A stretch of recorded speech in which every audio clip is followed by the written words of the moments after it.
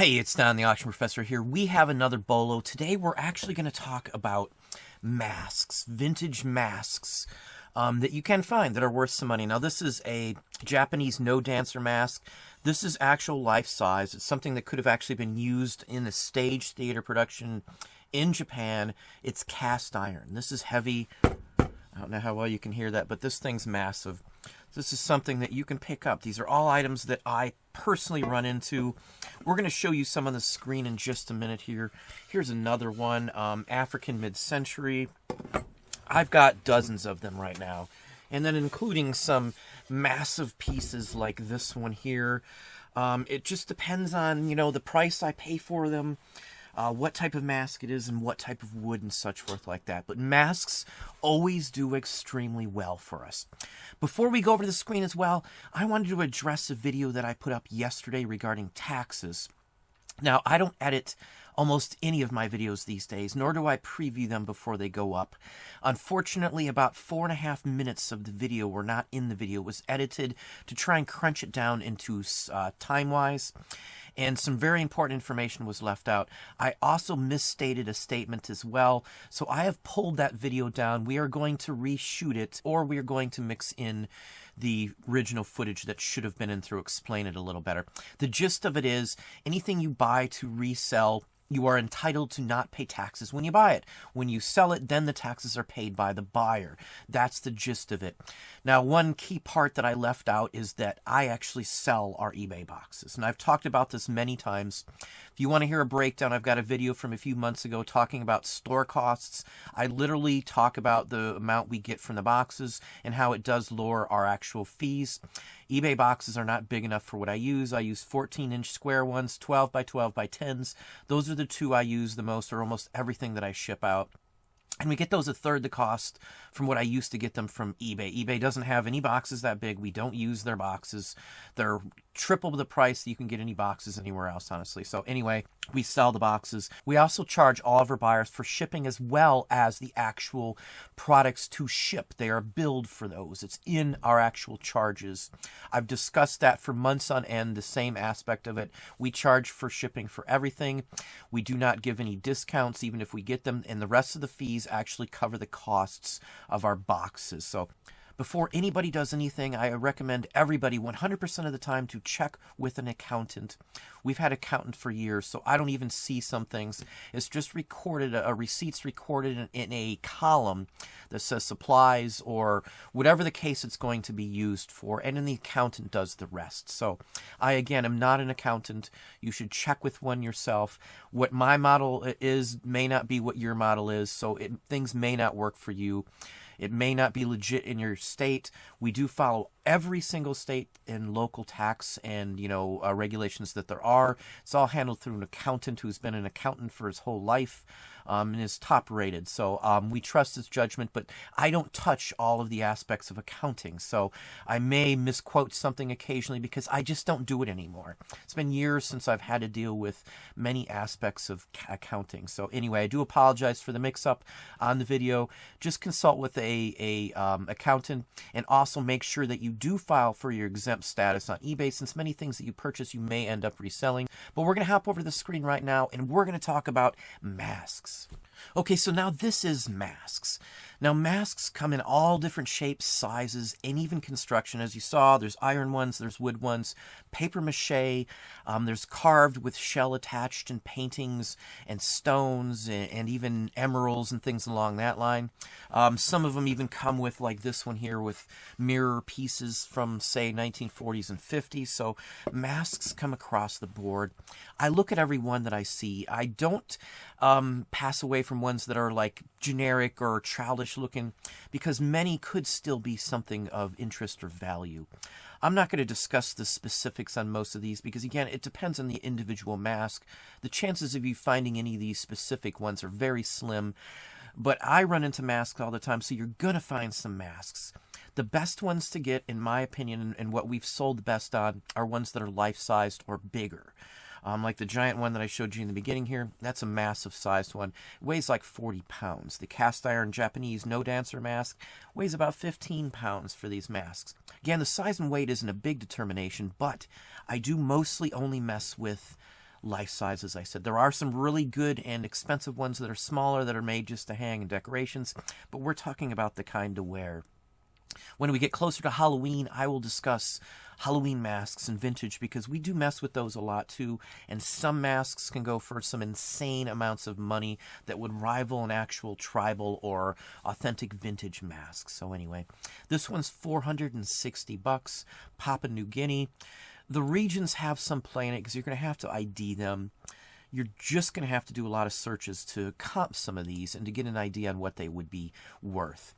Now, most of the leather ones I would jump on no matter what, depending on the price, of course. This is a Plains Indian buffalo. Now, they didn't put Indians in this title because technically there are some legalities with selling some of these items. So you've got to watch out and look into the information on what you can and can't sell. Just because some of the material was stolen in the past and things along that line, there are some laws. I believe Georgia is one that does not allow Native American items to be sold over the borders without specific documentation. I could be wrong on the state, but I know there is a state, and I was pretty sure it's Georgia. Someone will probably call that out, but this one's $450. Now, rule of thumb on a lot of these, it's hard to tell the age. A lot of these were actually reproduced and knockoffs were made, so you just got to be cautious. Now, even new masks and even reproduction masks still sell for decoration items. So don't look the other way, even if it says, say, made in India on something. If it's solid brass or it's really ornate or well done, they still will sell because people collect masks. If you've ever seen the movie The Mask with Jim Carrey, there's a scene when he goes to a doctor in there, and Ben Stein, I think, is the doctor, and he's got masks all over the wall. I've been to many places that have mask collections, and we've had them before in the past, too, where we've had 20 or 30 masks on a wall or something, but masks do extremely well, so I don't discourage or look away from ones that I know are reproductions, because, again, they still could hold some value. Here's an authentic vintage early Venetian bronze one. Again, you're probably not going to find this sort of thing. You never know, though. I found stuff that, I would have never guessed I could find. Early masks, suits of armor pieces, which will show you a couple smaller ones. There's even some military items that would be considered masks. We've got one to show you here at the end, but this one went for $2,300. Again, you're probably not going to find that. On a lot of these, though, you could find actual reproductions or reshoots or something along that line. Here is another example. This is from 1989. So again, they don't have to be super old. They just have to have provenance and some tie-ins and be authentic. $2,250. Now, this is Northwest Coast. Again, tribal, native, indigenous people artwork here. This is just awesome. I do love this type of stuff. It probably has real fur wood and then actual antlers in it. So $2,250, as I said, on that one right there. Now, here's just another example. Northwest Coast again. Native American mask. $2,500. Again, most anyone that looks weird or bizarre like this, that is life size. Now, the other thing that I always look for is that it has holes in the mask so you could see through it and breathe through it. And also that it has a place to tie a strap to wrap it around your head. Those are some key things that you have to look for. If they don't have those, chances are they're not an actual authentic mask, and it's more a decoration piece. Now, we're not talking too much about decoration pieces, but again, you're going to find them, and some of those do carry value. The masks themselves are what I look for more than anything else, because usually they go for more than the actual decorative pieces. Now, here's a Japanese piece. Now, I took Japanese history because I just love the artwork, the style. I would love to own a, whether it's a reproduction or not, a samurai complete suit from head to toe. That would just be awesome in my book. Love the art. We've seen several exhibits in museums where they've had full, complete, Edo period or Meiji period items. So it's just something that I would look for. And I have found some pieces here and there. We have run into some pieces here and there, some samurai items. Nothing huge and spectacular other than a few nice swords, but they're out there. They do show up. This one is from Japan, if I'm not mistaken, which is where a lot of these do show up, obviously. So anyway, this one's $2,399. Here's another Japanese one. This is cast iron. The cast iron skills went way back. It was basically an armor. Again, tie-down points on this one. Life-sized, eyelets, the whole works. $1,900. Not in the best condition, though. Now here's an example of a really generic, almost childish to some extent to some people design here. I would have known to hop on it just by looking at the wood. Now it's hard to carve some types of wood. This is a cedar, and they're really strong and durable.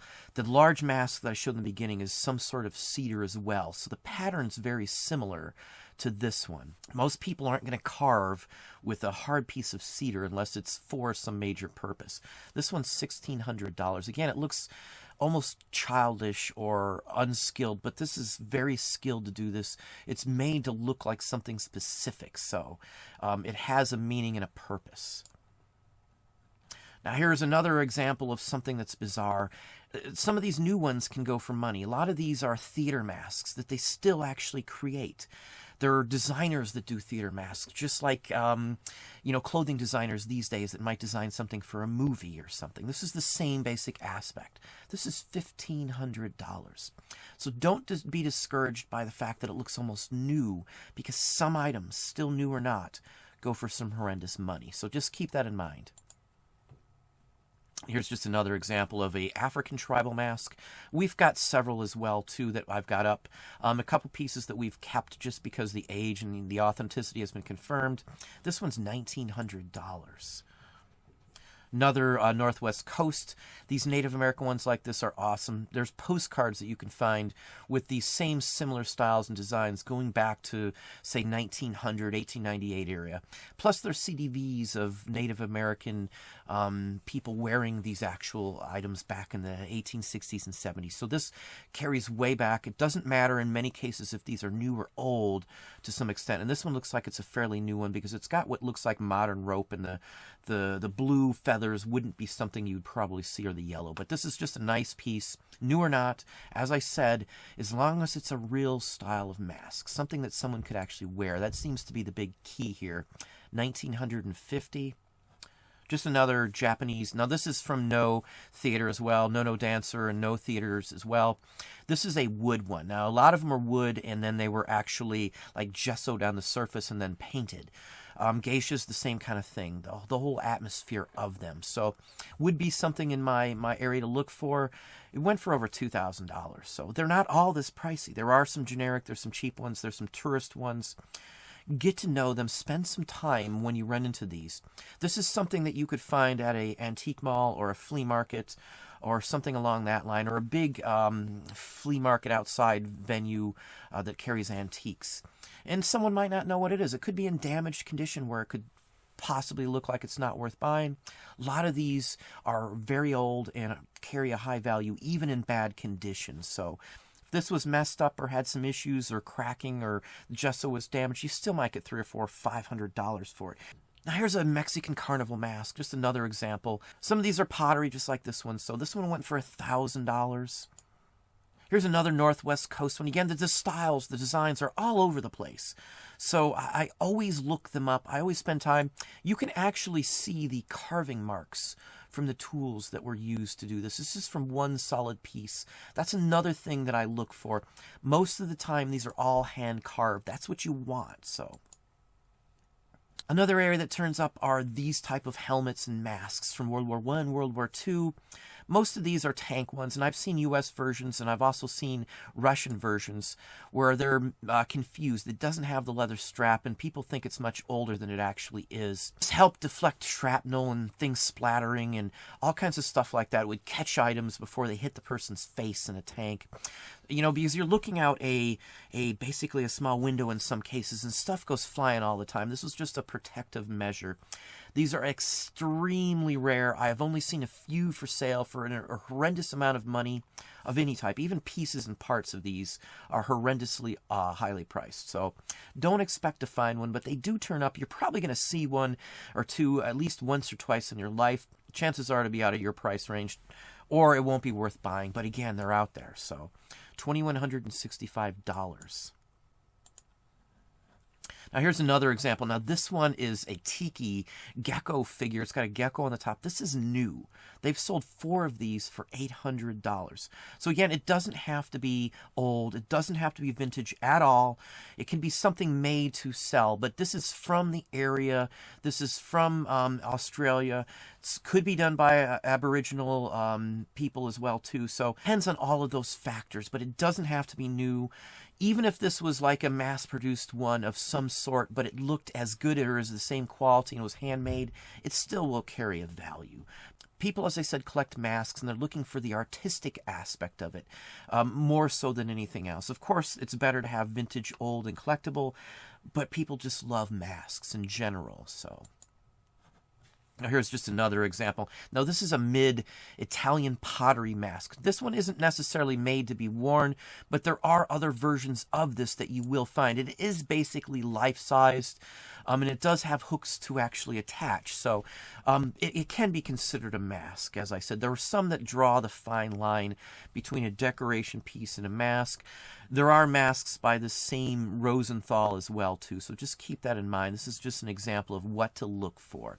Sometimes they'll have embedded iron wires and loops and things like that as well, too. So again, $1,200.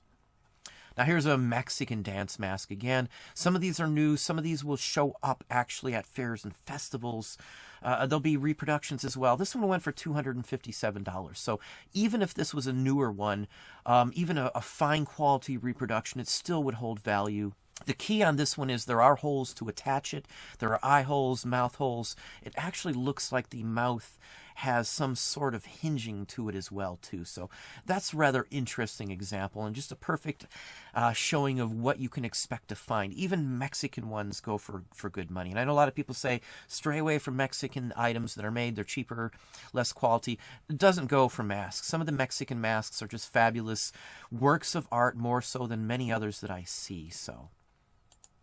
And just the last one here is a corn husk. This is literally woven strips of corn stalks and husks that they use to actually create this one here. There's modern recreations of these as well, and vintage ones. This one looks like it's more a newer version. They're actually stitched and twisted together, similar to some of the baskets that they made or carrying devices that they made. So this one went for $255. Well, there you go. There's another item that we do sell. As you see, I do get them fairly often. I love masks. The wife loves masks. They're always in our repertoire of things to buy. So hopefully you enjoyed the video. If you did, please hit that like button down below. You can also hit the bell icon to be notified when I post new content or go live. Subscribe and tell a friend.